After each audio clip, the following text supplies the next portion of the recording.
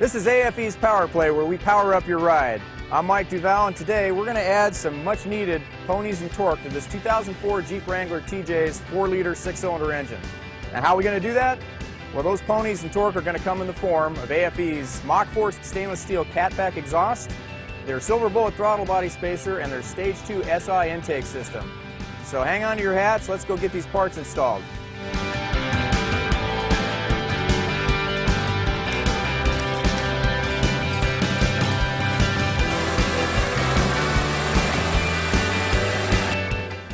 How do we do, Adrian?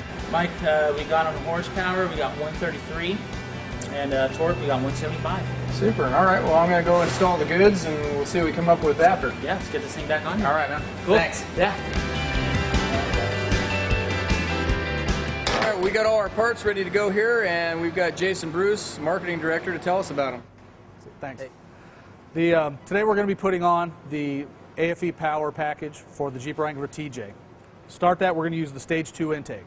Stage 2 intake features a one-piece powder-coated housing to block out all the engine heat. Uses the 360-degree high-flow Pro 5R air filter. Stage 2 intake tube. As you can see, it's a long transition tube. On the Jeep scenario, torque is the game, so the longer transition tube is going to create the air velocity for a very high torque. Silver bullet throttle spacer is constructed out of T6061 billet aluminum. Utilizes a helix combination to provide turbulence at the point of the engine, the intake manifold, which helps give you a complete burn, give you a little more horsepower, a little more torque, a little better throttle response. To finish off the system, we're going to use a stainless steel Mach Force XP exhaust system.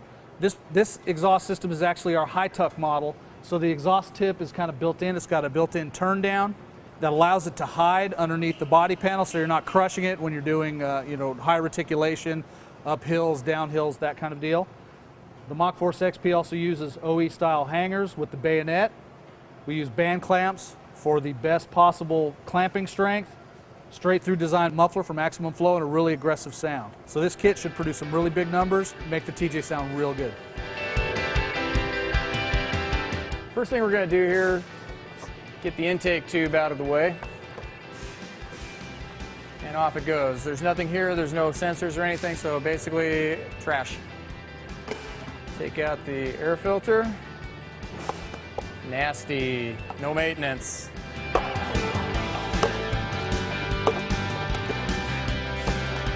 Out goes the box. More trash. The box is out, you remove an upper radiator bolt here that's going to attach the new air box.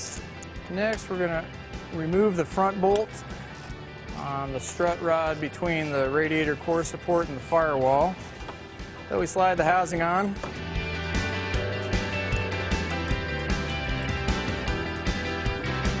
AFE supplies you with 2 new mounting bolts for the base of the housing. We'll retighten our core support bolt. Tighten the 2 new housing bolts. We tighten our support rod back down at both ends. And before we do the tube, we're going to put a throttle body spacer on, so we're going to do that prior to putting the tube in place. All right, here we go, throttle body spacer. I'm going to pop the throttle cable off just so it's a little easier to move around. Okay, we're going to remove the factory gasket. The new throttle body has 2 gaskets, one between the throttle body and the throttle body spacer, one between the throttle body spacer and the manifold. Stack them all together and hold them in place with a couple of the bolts.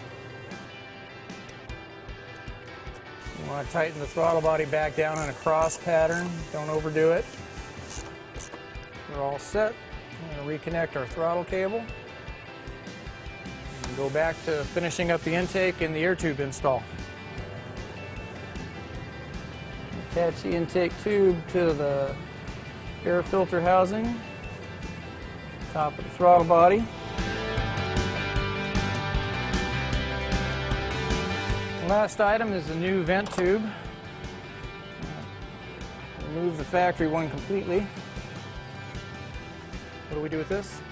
You guessed it.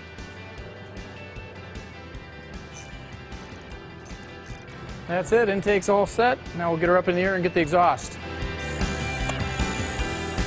Small amount of lubricant on these rubber hangers prior to taking stuff apart is going to make this job a lot easier.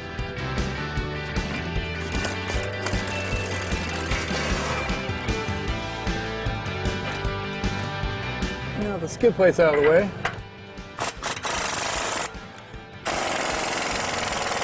Now that we've got the front flange undone, you get this out in a stock configuration Jeep that doesn't have a lift kit or something on it that gives you more clearance between the axle here and the gas tank. We're going to slice the tailpipe here so it comes off in two pieces. It's going to be the easiest way.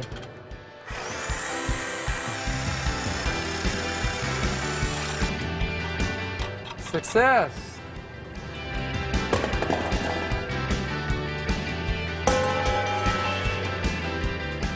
Now we're just going to start building the new system from the front back. We're going to start by installing the new flange up front. Immediately after the flange, we've got our muffler.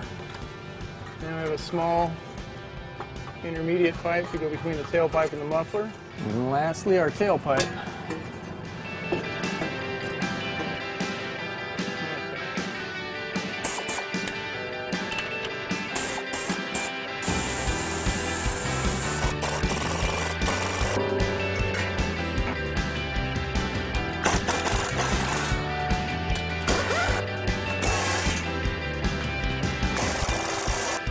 Well, we've got all our parts installed on this Jeep, and we're ready to go over to the dyno and check out our new numbers.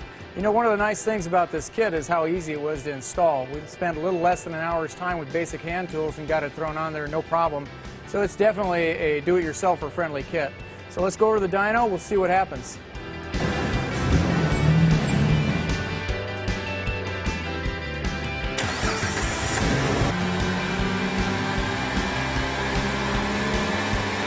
Mike. Hey Adrian, you got a smile on your face. Oh, of course. How are we doing? Did really well. 145 horsepower and we got 185 torque. Fantastic. Yeah. Well, I can't wait to drive and see how that feels on the street. Yeah. All right, thanks buddy. We feel it. All right. As you've seen, there's no doubt this is an easy way to get significant horsepower and torque out of your Jeep. Now I'm off for a seat of the pants driving impression. For more information on AFE products and the entire AFE line, go to afepower.com. I'll see you next time on AFE's Power Play. Hell of a difference. Yeah.